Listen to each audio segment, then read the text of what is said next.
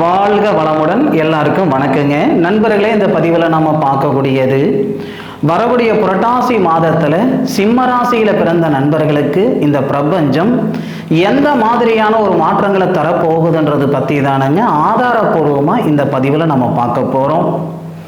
புரட்டாசி மாதம் 1ஆம் தேதி செவ்வாய்க்கிழமை அதிகாலை ராகு பகவானுடைய நட்சத்திரமான சதயம் நட்சத்திரம் 3வது பாதத்தில் 315 டிகிரியில் இந்த மாதம் கும்ப ராசியில கன்னியா லக்னத்தில் தானுங்க இந்த மாதம் பிறக்கப்படுது. அப்படி பிறக்கப்படக்கூடிய புரட்டாசி மாதம் சிம்மராசி நண்பர்களுக்கு சாதகமான பலன்களை கொடுக்குமா அல்லது பாதகமான பலன்கள் கொடுக்குமா? சிம்மராசிக்கு மட்டுமே ஒரு பிரார்த்தம் என்னன்னா, சூரிய பகவான் சிம்மராசிக்கு மட்டுமே ஆட்சி வீடு. சிம்ம ராசியாதிபதி சூரிய பகவான் மட்டும். அதுபோக அந்த சூரிய பகவான் சிம்ம ராசிக்கு 2வது பாவகத்தில் வரக்கூடிய ஒரே மாதம் இந்த புரட்டாசி மாதம் தானுங்க. இதுல ஒரு அதிசயமும் ஆச்சரியமும் இந்த மாதத்துல நமக்கு ஏற்படுது. சிம்ம ராசிக்கு 2வது பாவகம் தனஸ்தானத்துல சிம்ம ராசியாதிபதி சூரிய பகவான், தனஸ்தானாதிபதினு சொல்லக்கூடிய புதன் சிம்ம ராசியில, புதனும் சூரியனும் கிரக பரிவர்த்தனை இந்த மாத தொடக்கத்தில் ஏற்படுது. அதுபோக சிம்ம ராசிக்கு 5வது பாவகத்துக்கு அதிபதினு சொல்லக்கூடிய குரு பகவானுடைய பார்வை, 5வது பார்வை சிம்ம ராசிக்கு 10வது பாவகத்தில் இருக்கக்கூடிய குரு பகவான் செவ்வாவுடைய சாரம் வாங்கி, செவ்வாய் பகவானுடைய சாரம் மிருகசீரிஷ நட்சத்திரம் 1 பாதத்தில் 56 டிகிரியில் இருக்கக்கூடிய குரு பகவான் 5வது பார்வையா உங்களுடைய ராசிநாதனை பார்க்கிறார். மிக சிறந்த ஒரு நேரம் இது, அற்புதமான நேரம். குரு பகவான் புத்திர ஸ்தானாதிபதியும் பூர்வீக ஸ்தானாதிபதியும் குரு பகவானுடைய பார்வை சிம்ம ராசியாதிபதி சூரிய பகவான் மேல படும் பொழுது குரு பகவான் செவ்வாவுடைய நட்சத்திரத்தில் இருக்கிறார். சிம்ம ராசிக்கு 4வது பாவகத்துக்கு அதிபதி சுபஸ்தானாதிபதி. அந்த செவ்வாவும் சிம்ம ராசிக்கு 11வது பாவகத்துல இருந்து 4வது பார்வையா சிம்ம ராசியாதிபதி சூரியனை பார்க்கிறார். இதனால 100% மண் அல்லது மனை வாங்கக்கூடிய ஒரு பிராப்தம் சிம்மராசி நண்பர்களுக்கு ஏற்படும். தேவைப்படுறவங்க, முயற்சி பண்றவங்க, ஏன்னா ஒரு 6 வருஷமா நான் முயற்சி பண்றேனுங்க, செட் ஆகல, 6 மாசமா முயற்சி பண்றேனுங்க, என்னால் வாங்க முடியல அப்படின்னு நினைக்கிற நண்பர்களுக்கு இது சிறந்த ஒரு நேரம். ஒரு சிலர் இந்த நிமிஷம் வரைக்கும் ஒரு மண்ணோ மனையோ வாங்கணுன்ற எண்ணம் இருக்காது. அந்த புரட்டாசி பிறந்த உடனே அந்த புரட்டாசி 7 நாளுக்குள்ளார செஞ்சே ஆகணும், வாங்கியே ஆகணும், பண்ணியே ஆகணுன்ற மாதிரி ஒரு சூழ்நிலை ஏற்படும். அப்போ மண் மனை வாங்குறதுக்கு சிம்மராசி நண்பர்களுக்கு சாமி சத்தியமா அருமையான நேரம், அற்புதமான நேரம் பார்த்துக்கோங்க. அதுபோக தொழில் அடுத்த கட்டத்துக்கு கொண்டு போகணும்னு நினைக்கிறீங்களா, அதுக்கும் மிக சிறந்த நேரம். புரட்டாசி மாதம் 1ஆம் தேதி, புரட்டாசி மாதம் 2ஆம் தேதி, இந்த 2 நாளில் தொழில் சார்ந்த விஷயங்கள் ஏதாவது செய்யணும்னு நினைக்கிறீங்களா, தாராளமாக செஞ்சுக்கோங்க. தொழில் அடுத்த கட்டத்துக்கு கொண்டு போகணும், இல்லை சுய தொழில் செய்யணும் அப்படின்னா 100% செஞ்சுக்கோங்க. எதுக்காக நான் சொல்கிறேன்னா, தொழில் ஸ்தானாதிபதினு சொல்லக்கூடிய கிரகம் சுக்கிர பகவான் உங்களுடைய ராசிக்கு 2வது பாவகத்தில் உங்கள் ராசிநாதனோட சேர்ந்து 178 டிகிரியில சித்திரை நட்சத்திரம் சொல்லக்கூடிய தன்வந்திரி கடவுள் பிறந்த நட்சத்திரம், தன்வந்திரி கடவுள் அவதரிச்ச நட்சத்திரம், சித்திர நட்சத்திரம் 2வது பாதம், அதாவது செவ்வாவுடைய நட்சத்திரத்தில் இருக்கிறார் சுக்கிர பகவான். செவ்வாவுடைய பார்வையும் வாங்குறாரு, குருவுடைய பார்வை வாங்குறாரு. குரு பகவானுக்கு வீடு கொடுத்திருக்கிறவர் சுக்கிரன். அப்போ அந்த தொழில் ஸ்தானாதிபதி உங்க ராசியாதிபதியோடு சேர்ந்து இருக்கும் போது குரு பகவானுடைய பார்வையும் செவ்வாவுடைய பார்வையும் படும் போது 100% தொழில் சார்ந்த விஷயங்கள் செய்துக்கிறதுக்கு இந்த 2 நாள் இந்த பிரபஞ்சம் கொடுக்குது. இருக்கிற தொழில் எடுத்துவிடலாமா அப்படின்ற எண்ணம் நிறைய நண்பர்களுக்கு இருக்கதான் செய்யும். ஒன்று மட்டும் தெரிஞ்சுக்கோங்க, 10 வருஷம் செஞ்சுக்கிட்ட தொழிலே உங்களுக்கு இந்த நேரத்தில் சங்கடம் கொடுக்குதுன்னா புதுசா ஒரு தொழில், தெரியாத தொழில் செய்யறது புத்திசாலித்தனம் இல்லைங்க. இந்த நேரத்தை பயன்படுத்தி பாருங்க. புரட்டாசி மாதம் 1ஆம் தேதி, புரட்டாசி மாதம் 2ஆம் தேதி, இந்த 2 நாளில் உங்களுடைய தொழிலை அதிகப்படுத்துறதுக்கு உண்டான, விரிவுபடுத்துறதுக்கு உண்டான, அடுத்த கட்டத்துக்கு கொண்டு போறதுக்கு உண்டான முயற்சி செய்து பாருங்க. செய்து பார்த்து செட் ஆகலைன்னா நீங்க வேற ஜோலிக்கு போங்க, நான் வேணான்னு சொல்ல வரல. பொதுவா நம்ம பெரியவங்க சொல்லுவாங்க, வெளியூர் லாபமும் சரிங்க, உள்ளூர் நட்டமும் சரிங்கன்ட்டு. அதாவது தெரியாத தொழில் தொடர்றதும் தப்பு, தெரிஞ்ச தொழில் விடுறதும் தப்பு. முடிஞ்ச அளவுக்கு சிம்மராசி நண்பர்கள் உங்களுடைய வாழ்வாதாரத்தில் சங்கடப்பட்டு இருக்கிறீங்களா, இந்த நேரத்தை முயற்சி பண்ணுங்க.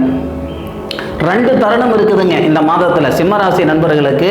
தொழில் ஸ்தானத்தில் வின் பண்ணுறதுக்கு, ஜெயிக்கிறதுக்கு 2 தருணம் இருக்குது. முதல் தருணம் புரட்டாசி மாதம் 1ஆம் தேதி, புரட்டாசி மாதம் 2ஆம் தேதி. 2வது தருணம் பார்த்தீங்கன்னா புரட்டாசி மாதம் 7ஆம் தேதியிலிருந்து புரட்டாசி மாதம் 24ஆம் தேதி வரை. ஃபர்ஸ்ட் தொழில் ஸ்தானாதிபதியை குரு பார்க்குறாரு. 2வது என்ன அப்படின்னா 7ஆம் தேதியிலிருந்து புரட்டாசி மாதம் 24ஆம் தேதி வரைக்கும் தனஸ்தானத்தை பார்ப்பார் குரு. தனஸ்தானத்தை பார்ப்பாரு சுபஸ்தானாதிபதி. இதனால என்னன்னா அந்த 7ஆம் தேதியிலிருந்து 24ஆம் தேதி வரைக்கும் பொருளாதாரத்தில் இருக்கிற பிரச்சனை சரியாகும். கடன் பிரச்சனை கழுத்து பிடிக்கிற அளவுக்கு இருக்குதுங்க, இருக்கலாமா இருக்க வேணாமான்ற மனநிலையில நான் இருந்துகிட்டு இருக்கிறேனுங்கன்னா இந்த நேரமெல்லாம் உங்களுக்கான நேரம். புரட்டாசி 7ஆம் தேதியிலிருந்து புரட்டாசி மாதம் 24ஆம் தேதி வரை. அப்போ அந்த பொருளாதாரத்தில் இருக்கிற பிரச்சனைகளை சரிப்படுத்துறதுக்கு உண்டான பாதை கிடைக்கும். கழுத்து பிடிக்கிற அளவுக்கு கடன் இருக்குதுங்க, வட்டியே கட்டிட்டு இருக்கிறேனுங்க, நான் சம்பாதிக்கிற சம்பாதனைக்கு வட்டி கட்ட முடியாம அடுத்த பக்கம் கடனை வாங்கி வட்டி கட்டிட்டு இருக்கிறேனுங்கன்னா இந்த நேரத்தில் அந்த கடனை கட்டுறதுக்கான ஒரு பாதை உருவாகும்.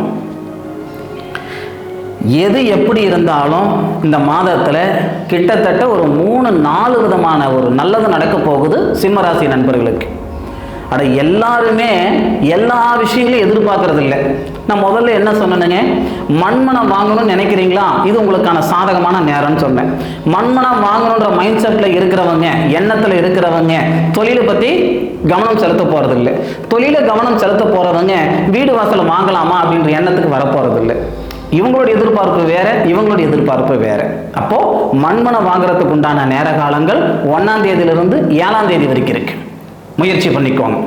1லிருந்து 7 வரைக்கும் சூப்பர் டைம், மண் மனை வாங்குறதுக்கு உண்டான மிக சிறந்த நேரம்.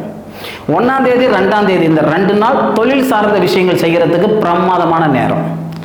7ஆம் தேதியிலிருந்து 24ஆம் தேதி வரைக்கும் பொருளாதாரத்தில் இருக்கிற பிரச்சனை சரி பண்ணிக்கிறதுக்கு உண்டான நேரம். அந்த 1-2 சொன்ன இல்லைங்களா, அந்த 2 நாள் தொழிலுக்கு மட்டும் இல்லை, திருமண ஸ்தானத்துக்கும் சிறந்த நேரம்.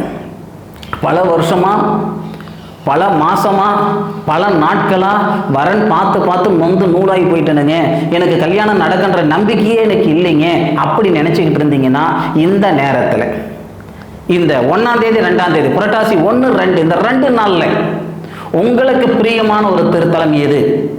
ஜோசிகாரங்க சொன்னாங்க திருநள்ளாறு போக சொல்லி, காலசரி போக சொல்லி, திருமணஞ்சேரி போக சொல்லி. ஐயா யார் என்னென்ன சொன்னாங்களோ எல்லாம் செஞ்சுக்கிட்டு தான் உட்காந்துருக்குறீங்க. நீங்கள் பார்த்துட்டு வந்த பொண்ணுக்கு தான் கல்யாணம் ஆச்சு, உங்களை பார்த்துட்டு போன மாப்பிள்ளைங்களுக்கு தான் கல்யாணம் ஆச்சு.